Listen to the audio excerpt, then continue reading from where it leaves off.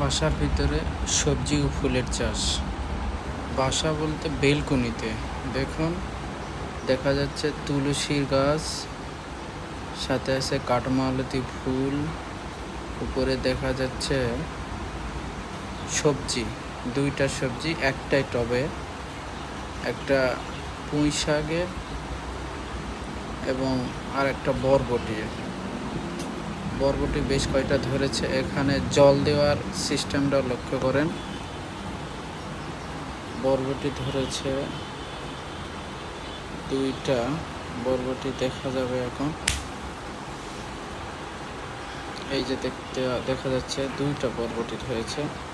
আজকে আকাশ মেঘলা, কিছুটা বৃষ্টি হচ্ছে, বাইরে অন্ধকার দেখে বোঝা যাচ্ছে। এই যে দেখা যাচ্ছে দুইটা বরবটি দুটা, আর দুই এক দিনের মধ্যেই খিচুড়ি করতে হবে অথবা সবজি।